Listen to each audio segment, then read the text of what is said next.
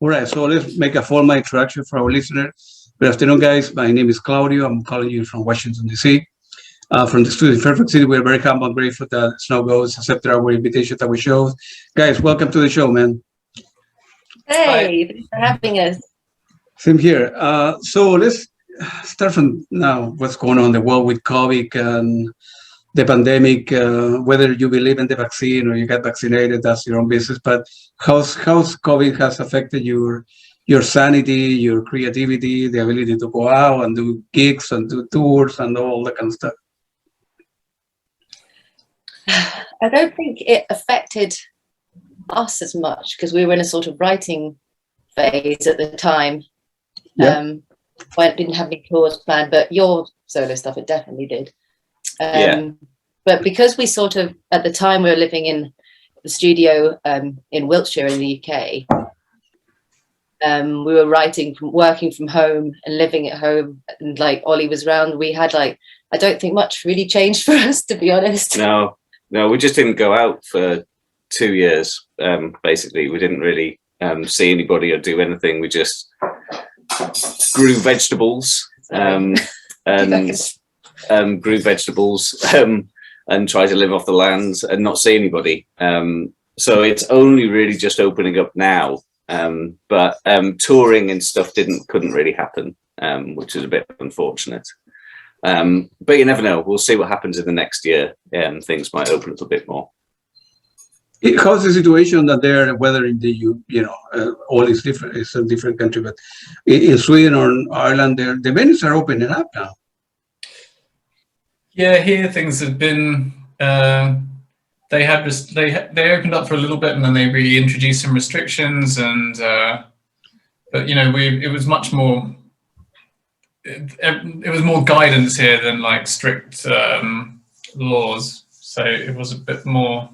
But it didn't really make a difference to me. I was staying in anyway, and we were kind of following UK guidelines anyway, because that's just, what we felt safe doing. So yeah, but it didn't really, like Hannah said, we were still able to write together, and, I'd go and visit, and it meant me staying in a different room for a few days until I got a test result, but that was fine. We had plenty of time to just work and write and, be in the middle of nowhere, which is nice. A nice place to be when in the middle of a pandemic. If anything, I'd say that probably as far as touring goes for UK artists, that Brexit has actually had a bigger effect than the pandemic will have, because like a small band like us, when we toured, it was pretty much just Europe. So that's kind of almost now an impossibility because of the cost it would be to, have a separate visa and carnet for every single country. So I would say in some ways the pandemic has affected us less than Brexit has. Yeah. Wow. Here in the United States, as of September last year, all the venues open up, and you need to show proof of vaccination, right? Or a negative PCR test within, I think it's 24 hours or 48 hours. So with freedom here in the United States comes responsibility. And the majority of the people have vaccinated. A guy like me, I see, close to 30 shows a year. So I was going crazy for a year. Yeah, I bet. I was going crazy. It's like I couldn't drink a beer or something like that.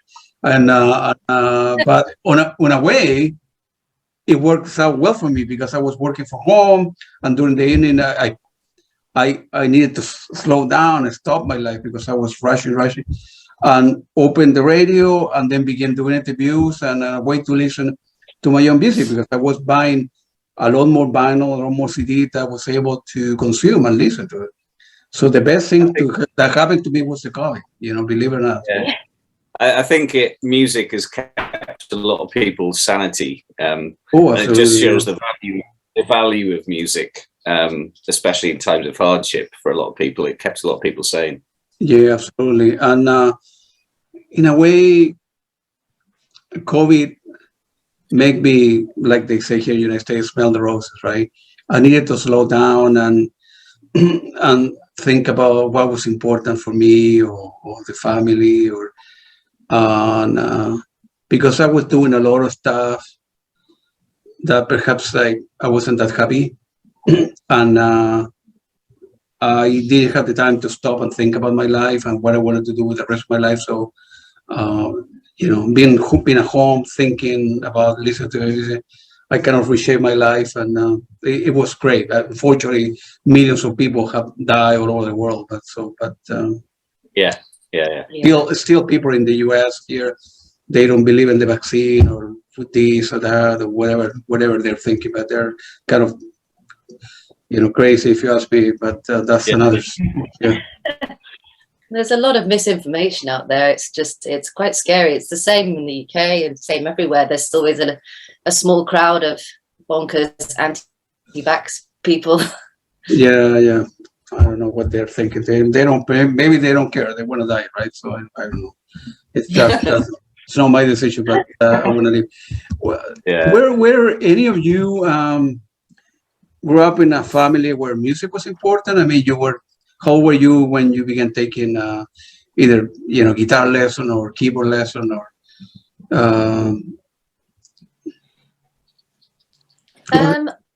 I grew up in Abu Dhabi in the Middle East, and my parents were really into kind of, I would say, 70s rock sort of metal-y sort of Hendrixy sort of stuff, and they played a lot of music. And I learnt flute at school, and then kind of got really heavily into metal when I was kind of in my teens. And then, I suppose self-taught guitar pretty much from when I was about 11, and self-taught piano, but just mostly singing. My sister and I used to sing a lot. She's a very natural harmonizer, so we used to write songs, and she'd always harmonize to them. I was always trying to convince her to come into the music industry with me, but she ended up being a mechanical engineer instead. That's not bad decision. Yeah. Exactly. But I've always been obsessed with folk music, and particularly in the Middle East, the call to prayer and all the microtonal music of the Middle East is beautiful, I think, and the kind of similarities of that with kind of traditional English folk and Irish folk. Yeah, my parents had a small vinyl collection, but there was a lot of folk singing pubs, and also there was a family piano that my parents were going to get rid of because it was just taking too much space, and I was heartbroken when I was really young. So they promised that they wouldn't throw it out if I got piano lessons. So I started learning piano, and then my piano teacher died, but my parents had already said that they weren't going to get rid of the piano. And from then on, it was a mixture of folk and kind of, I grew up in the middle of the northeast of England, in England's last wilderness, and there were no bands or anything around. So it meant traveling 40 miles to a record shop every week, and then started a small band, pretty much the only band that played gigs in the Dale. So that meant that we created our own little music scene, and then I based my university decision where I went to Bristol on the fact that I needed more music in my life. And from then just got obsessed, I suppose.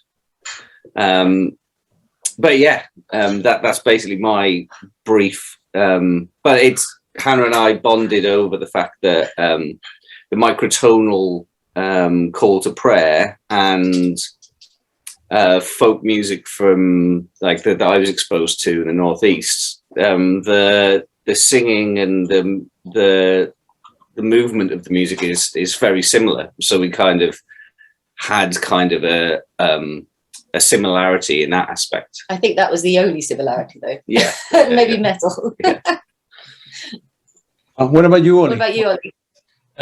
I grew up in Singapore for the first years of my life.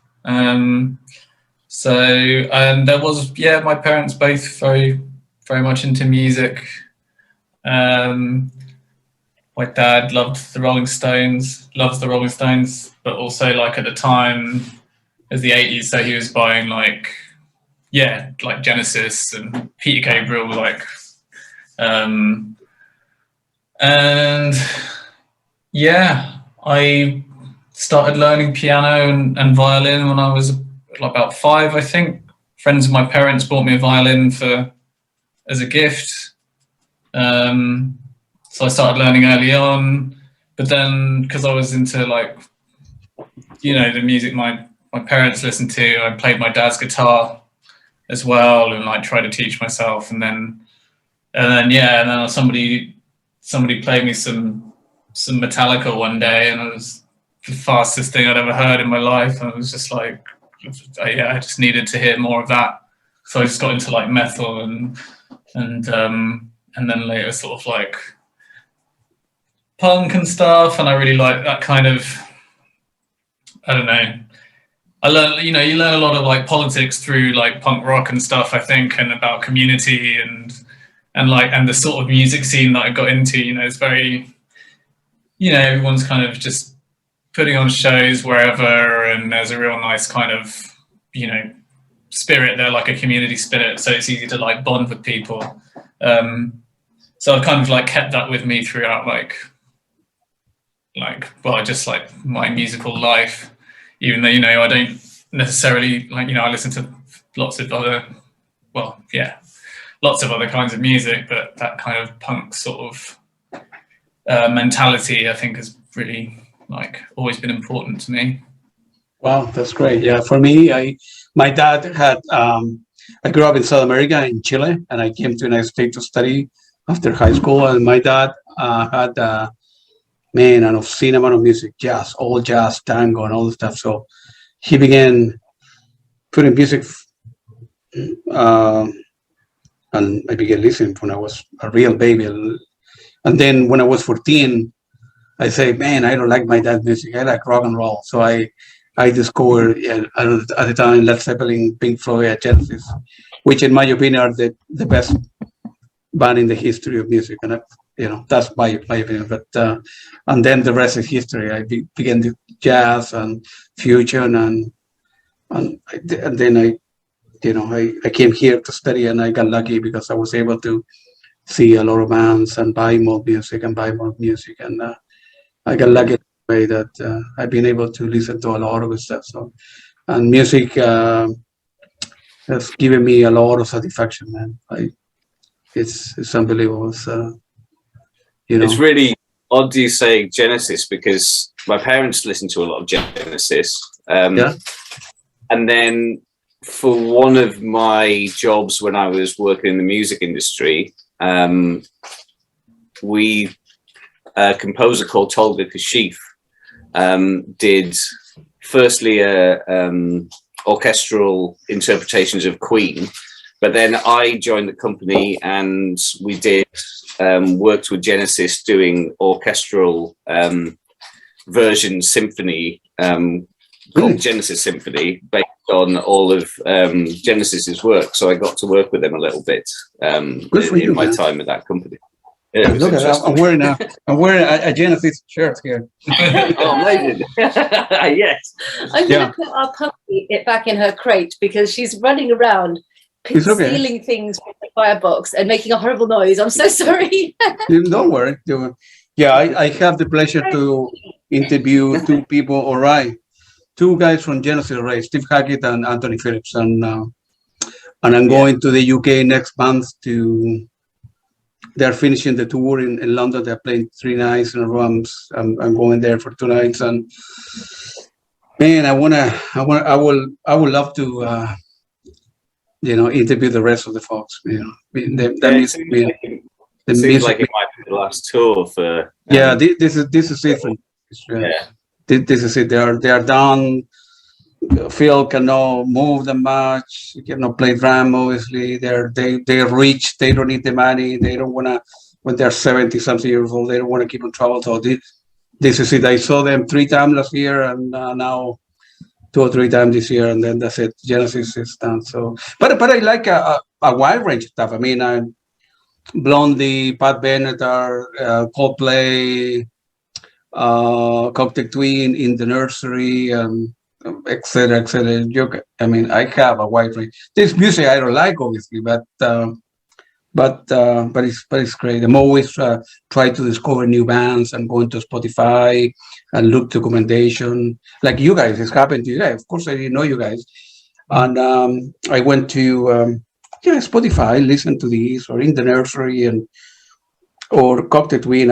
Or Dead Can Dance. I don't remember what it was, but make a recommendation. I checked you guys out, and man, this stuff is good. So I'm glad that. Thank you. You must have a very broad listening scope if you manage to find us, because we're quite obscure. I'm always like, by definition, I'm always looking for new bands, new ways to play things, right?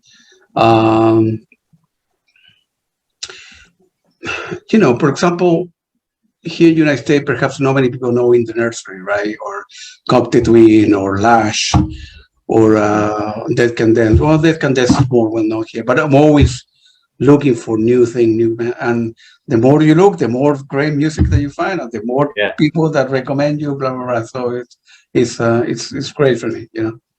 I wish I had days of 40 hours, so I could listen to more stuff, but unfortunately, I gotta sleep and I gotta work and I gotta do other stuff. But this is the great thing about Spotify, though, isn't it? The one good thing about Spotify. Yeah, for the musician, it's very bad because you don't get paid any money. I think you get paid 0.007, all right. But for me, paying whatever, $10 a month or whatever I pay for the premium, it's great. It's unbelievable because give me access to thousands of artists, millions of records. But unfortunately, on the other end, you guys don't get.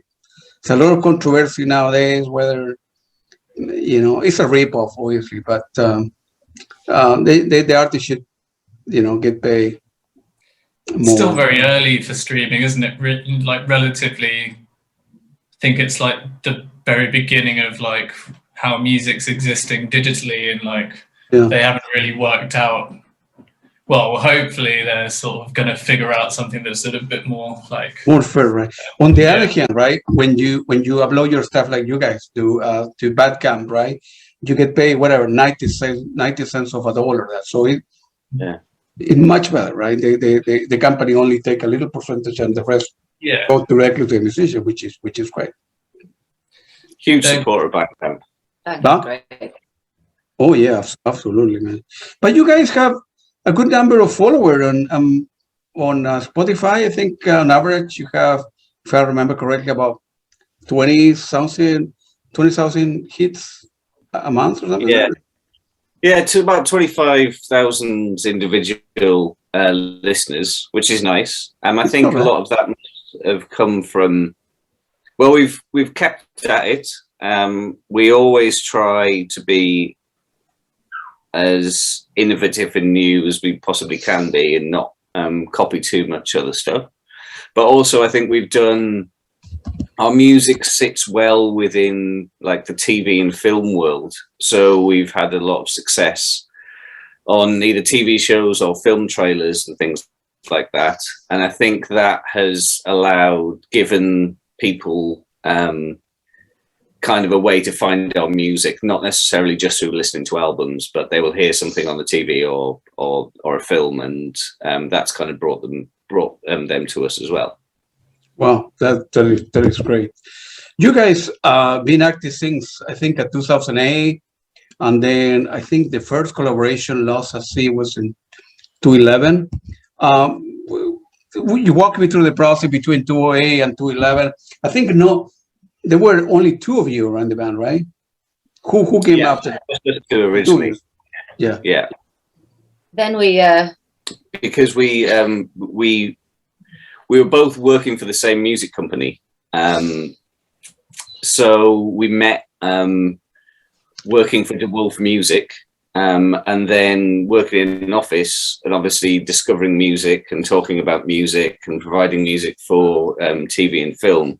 We decided to write together as well, and that took a few years of just us with no real commercial outlook. We just wanted to write music, and then managed to get Blackacre signed us for the first EP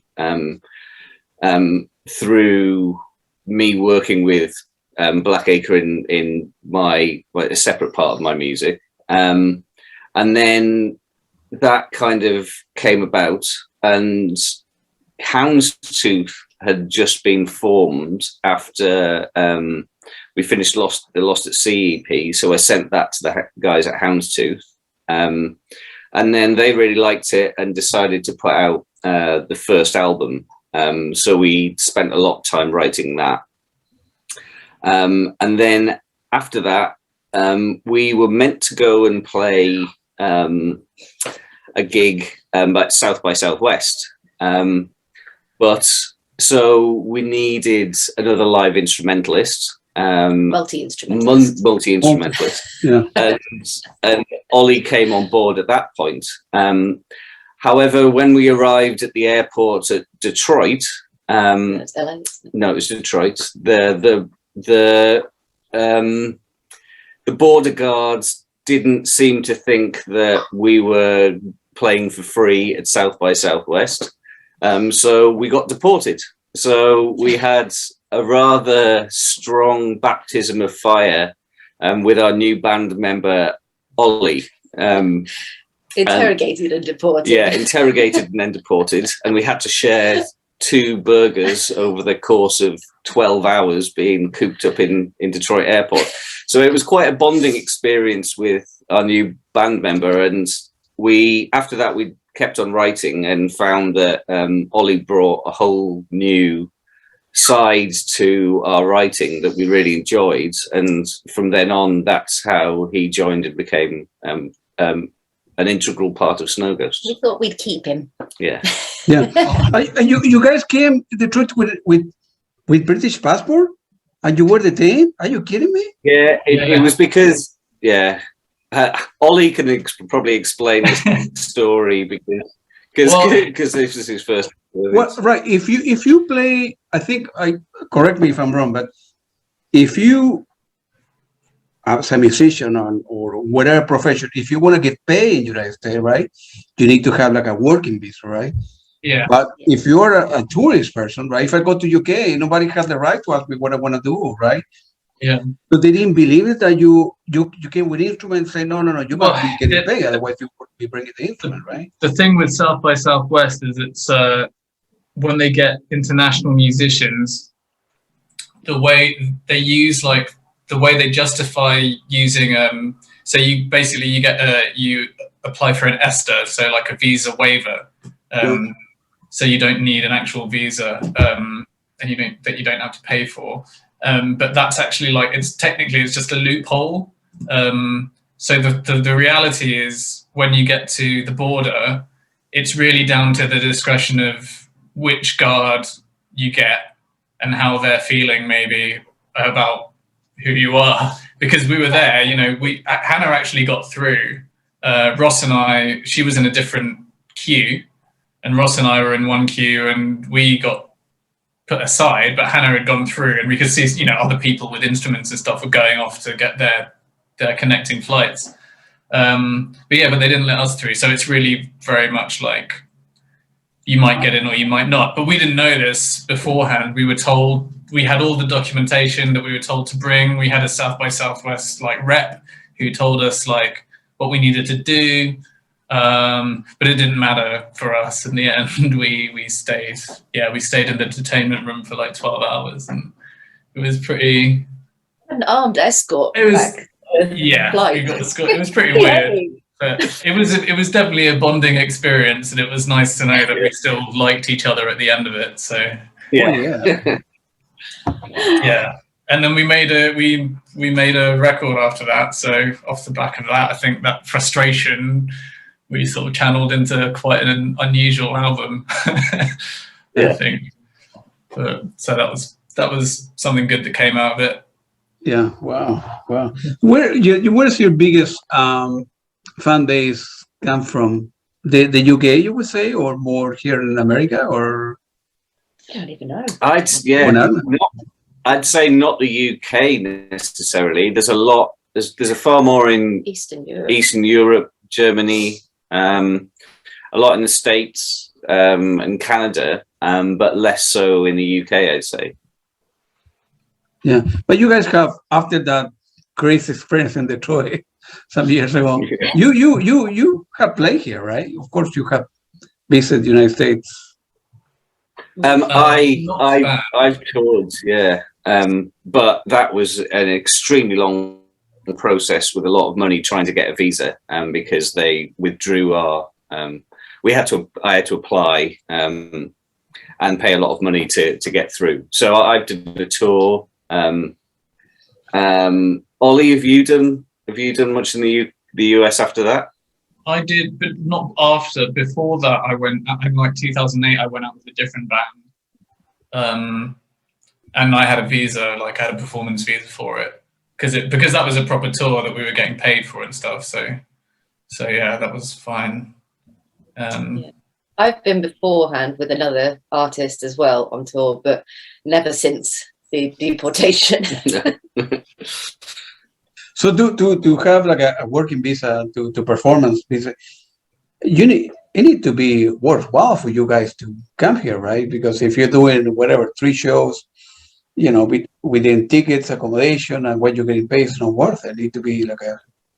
Yeah, I think the minimum is about 12 shows, but then and that's normally just breaking even. So the last tour I did, I made a tiny bit of money, but most of it was just breaking even. And then we'd have to get visas for Ollie and I, yeah, which would cost as much as last time. So it's not really financially feasible, I don't think. No, it is difficult. And the other thing is, it's like we definitely really enjoy recording and playing special one-off shows rather than necessarily doing huge tours that take our time away from writing music, essentially, and aren't really financially viable. But we do like doing special shows and things like that. If we're told we can.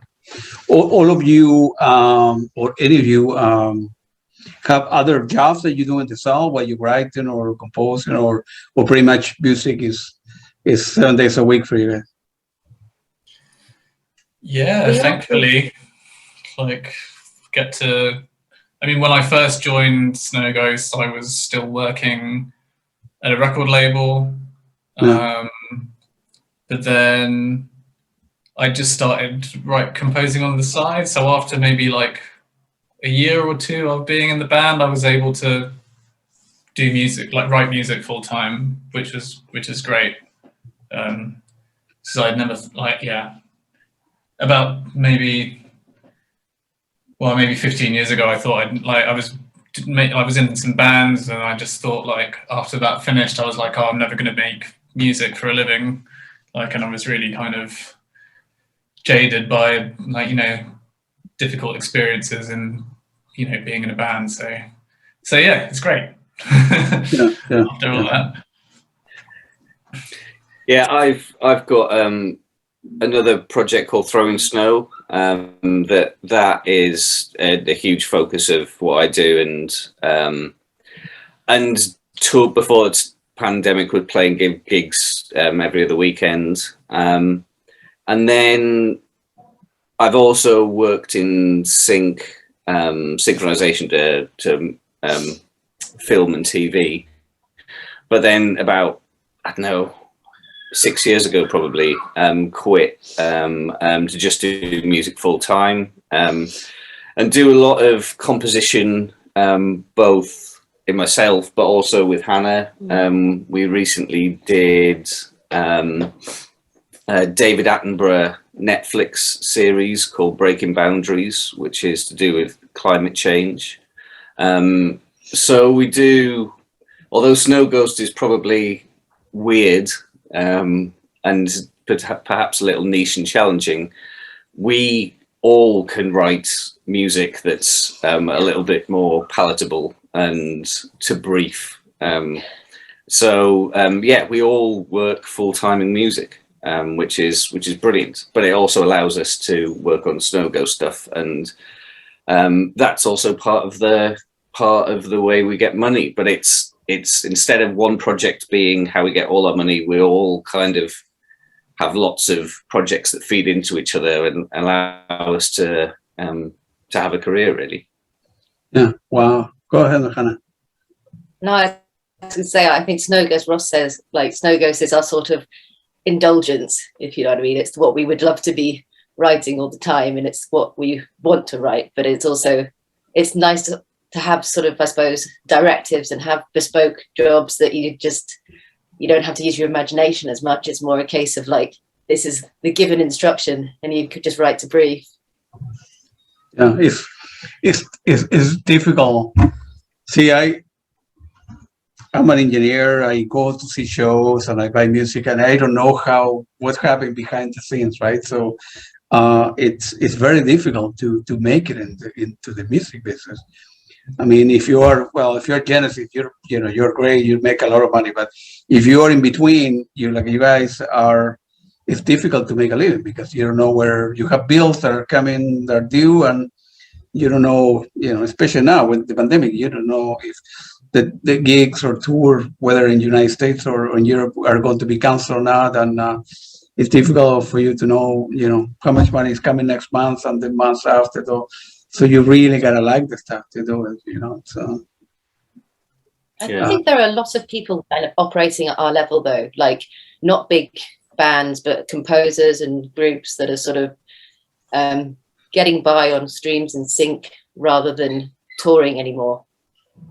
Yeah, plus other bands, like now talking about coming, a lot of European bands, many, they don't, for I don't know for what reason, but visa reason is one of the visa issues, maybe one of the reasons, but they don't come here to United States, like Simply Mine, Simple Red, In the Nursery, Cocktail Twin will disappear, and so on. So although here and there that I live, every band come this way, and I mean every band come this way, because I'm in the border with 2 states.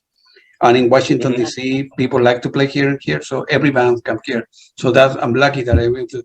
But many other groups, they don't come to the United States. Man, I can mention many that they don't come to person. So I'm forced to go there, So yeah. But it's good to see that you travel for music rather than wait for music to come to you. It's nice to see a dedicated music fan who will travel to see those gigs. Yeah, I'm very lucky that I have done well in my life, and I got lucky on the way in the companies that I work, and so that allows me to next month go and see Genesis, in London, Yeah. It's an honor for me, I got lucky along the way. Now I'm not smarter than anybody else. I just got lucky along the way, and I with the love of music. I put the radio and then interview with you guys, and then put in the dots for other projects that I want to do. And so it's motivation more than anything else. Yeah. But nothing to do with talent. It has to do with motivation and waking up and praying if you are Catholic Christian, and following your dreams. No matter how difficult they are, the harder that they are, the more energy I put into that. For at least the way I see life, it's like I interviewed one guy. I forgot his name, but he told me that if you really want to make it in music, don't have a plan B. Yeah. Because if you have a plan B, then you don't put the energy to do it, because it's not going to work out. That music is not my thing. I want to get another job. No. Don't. Easy for me to say, but don't have a plan B. That way you need to concentrate and make it, man. Yeah. I can't believe we managed to do it with our parents all telling us to have backup plans. Yeah. Definitely my parents were like, no, you need to do something else as well. And then I started that degree, and I was like, no, screw this, and auditioned for a music college. But you did astrophysics, right? Wow. And then an audio. And then did a master's in audio engineering.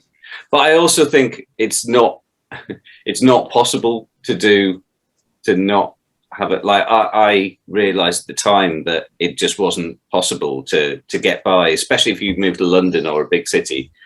I I think the only way you can do it is to work 2 jobs. So I had a full day working for a lot of when I started out for the first probably like 8 to 10 years, is working a full-time job, come home, instantly start another job working on music, and then playing gigs at the weekends and taking no time off, because music in a way is time off, because writing music is a pleasure. And I think I would say personally that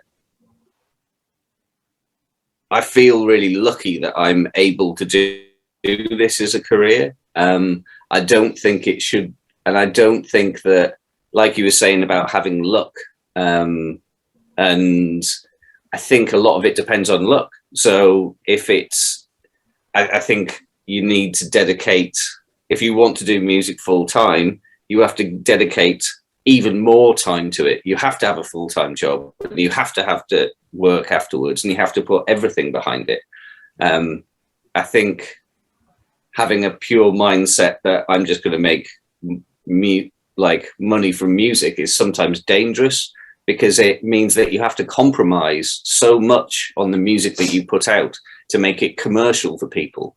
It sometimes squashes the amount of creativity and personality that you can put into your own music, because you get pushed down avenues that perhaps you don't feel comfortable doing just to make money. And so that's a very good point. So what's the trade-off there? I mean, if you want to write the music that you want to write, and without, as if you're making music without compromise, and on the other hand, record label tell you, no, you got to be more commercial, you got to sell record and so forth, and you say, no, I want more, artistic stuff, and I don't care if, what's the trade-off there? Doing what you really like versus what a record label tell you what you should be doing. I think we've got, yeah. Shall I go? I'll go. Just we're fortunate to have a label that are really open-minded, and they, there's a lot of trust, and we get on with them really well. We can have very sort of like open and transparent discussions about what we want to do, and they're really fully supportive. I think it's just, but also I think between us, what we make, I think because of our sort of joint experience within the industry, we kind of, we do have an ear for like what's to make something that is kind of like not pandering.